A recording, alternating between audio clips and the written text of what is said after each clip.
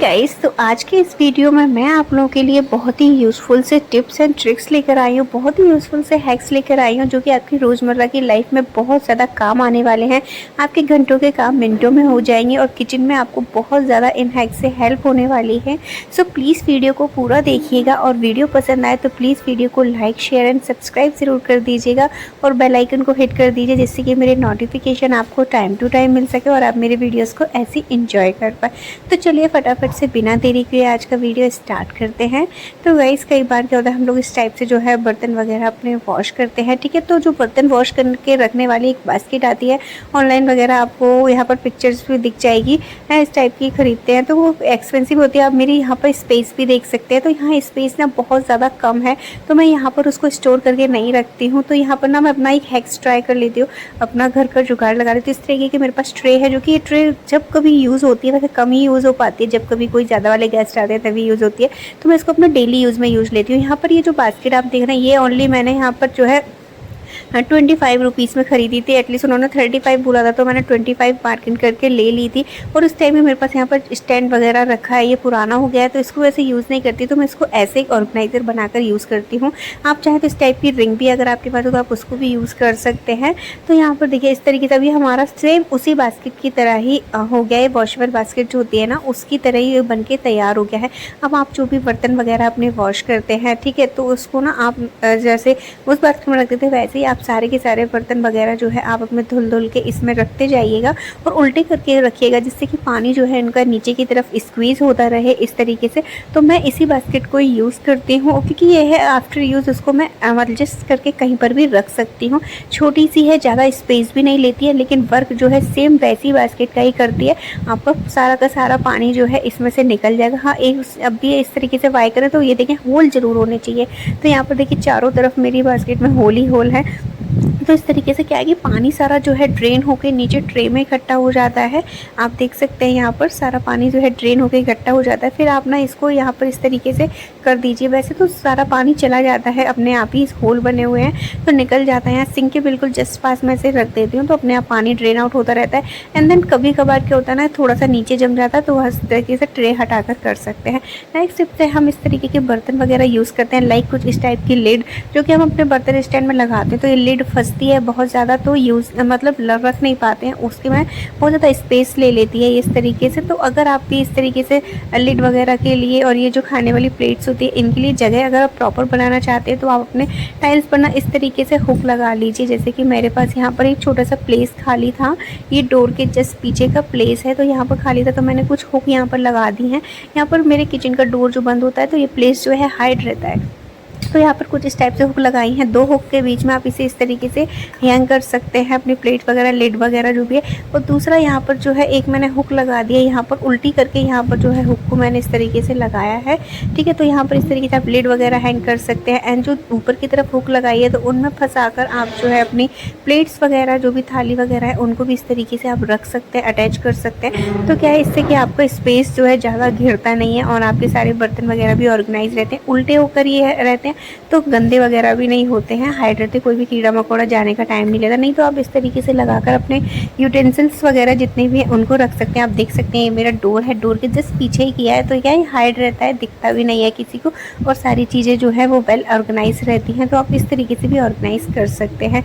Next tips है guys, यहाँ पर देखिए जब भी हम लोग इस टाइम मतलब ये जो हमारे पास पेचकस या नाइफ वगैरह होते हैं आप इनका यूज़ कर सकते हैं अपनी जो इस टाइप की डोलची वगैरह होती है ना इसको वॉश करने के लिए। क्योंकि इनमें जो यहाँ पीछे की तरफ ये जो पार्ट होता है ना वहाँ अक्सर हम लोग जल्दी जल्दी वॉश कर देते हैं ना, तो ये वाला जो पार्ट है ना अंदर वाला उसमें हम यहाँ पर इसको साफ़ करना हमेशा स्किप कर देते हैं। तो यहाँ ना गंदगी जमती रहती है। फिर अगर आप इसमें दूध वगैरह कोई भी चीज़ रखते हैं तो बहुत जल्दी फट जाती है, तो इसको भी साफ़ करना बहुत ज़्यादा ज़रूरी है। तो इस चीज़ का ध्यान रखना है। यहाँ पर एक हाइट पार्ट होता है जिसमें होल से होते हैं तो इसमें ना बहुत ज़्यादा गंदगी भर जाती है, तो इसको भी साफ़ ज़रूर कीजिएगा। आप इसको साफ़ करने के लिए नाइफ वगैरह का यूज़ कर सकते हैं, अदरवाइज़ आप इस तरीके से एक ऑर्गेनाइज़र बना सकते हैं ब्रश से, जिससे बहुत अच्छे से क्लीन हो जाता है। तो इस तरीके से इसको क्लीन करना बहुत ज़्यादा ज़रूरी हो जाता है।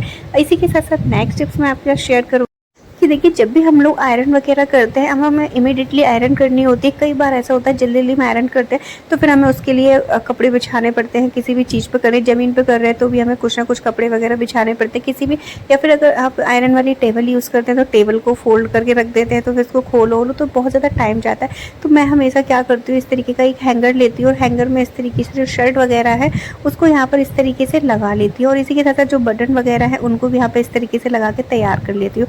तो इस तरीके से तैयार हो जाता है ना, तो फटाफट से क्या है कि आप अपना कोई भी कवर्ड वगैरह होता है ना, वहाँ पर इस तरीके से जो है ऊपर एक कील लगा दीजिए और इस पर इसको हैंग कर दीजिए। तो क्या है, इस तरीके से ना बहुत अच्छे से आयरन हो जाती है और आपको जो है इसको वो भी नहीं करना पड़ता, फोल्ड करके भी नहीं रखना पड़ता है। तो आप इस तरीके से जो है फटाफट से आयरन कर सकते हैं। एक कॉपी लगाकर पीछे की साइड से इस तरीके से कर देंगे ना, तो आपको आगे पीछे दोनों एक साइड आयरन हो जाती है और बहुत जल्दी हो जाता है। सबसे बड़ी बात, बिछाने छाने का झंझट खत्म हो जाता है, क्योंकि कई बार होता है इधर पलटो उधर पलटो। तो इस तरीके से अगर आप आयरन करेंगे तो आपके लिए बहुत ज़्यादा ईजी हो जाता है।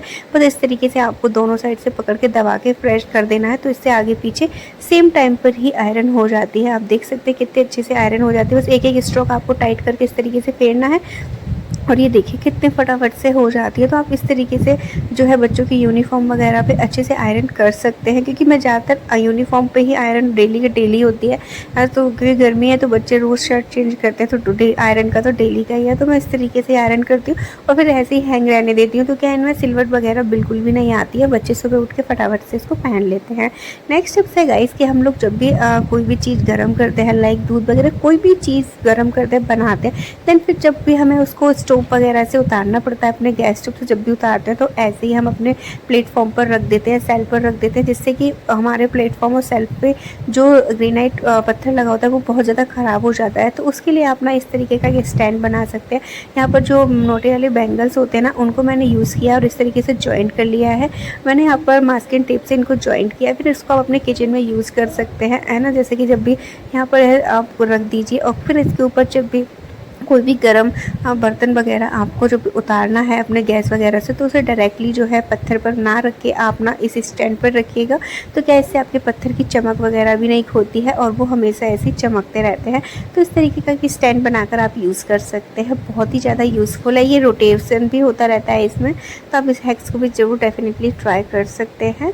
तो गाइस इसी के साथ साथ नेक्स्ट टिप्स है कि आप ना हमेशा क्या करते हैं कि जैसे कि हम रील्स वगैरह यूज़ करते हैं, ठीक है, सिलाई स्टिचिंग वगैरह के लिए, तो इनको ना डायरेक्टली ऐसे ही रख देते हैं। तो इनके जो ऊपर का पोर्स वाला धागा होता है ना, वो हमेशा खुला ही पड़ा रहता है। ये देखिए, तो एक दूसरे में आपस में मर्ज हो जाता है, खुला पड़ा रहता है, तो इससे उलझ जाती हैं, है ना। और कई बार क्या होता है हम ज़्यादा टाइटली कर देते हैं तो फिर हमें इनका जो छोर है वो मिलता ही नहीं है। तो उसके लिए आप ये हैक्स ट्राई कर सकते हैं। जहाँ पर भी इनका एंड पॉइंट हो रहा है ना, जैसे ये देखिए यहाँ पर इसका ये एंड पॉइंट है, तो यहाँ पर एक बिंदी लगा दीजिए, तो ये एक चिपका भी रहेगा और आपको पता भी चल जाएगा कि ये यहीं का, इसका बिगनिंग वाला पार्ट यहीं पर है। देखिए इसका ये वाला धागा है, तो आप इस पर भी फटाफट से ऐसे करके बिंदी लगा दीजिए। और ये बिंदी अगेन एंड अगेन आप यूज़ कर सकते हैं, ऐसा नहीं है एक बार में ही होगा, तो आप बार बार इन्हीं को लगा सकते हैं। फिर इनकेस कभी ख़त्म हो जाती है तो आप लगा देखिए कितनी बुरी तरह ये वाला धागा जो है कितनी बुरी तरह उलझ गया है। तो इसको हटा दिया है जितना भी उलझा हुआ पार्ट था, फिर यहाँ पर मैंने इस तरीके से बिंदी लगा दी है। तो आप इस तरीके से जो सारी रील्स वगैरह में अगर इस तरीके से बिंदी लगा कर रखेंगे ना, तो ये आपके लिए बहुत ही ज़्यादा टाइम सेविंग हैक्स है। तो आप इसको ज़रूर डेफिनेटली ट्राई कर सकते हैं। तो गाइस ये था मेरा आज का वीडियो, आई होप कि आपको पसंद आया हो।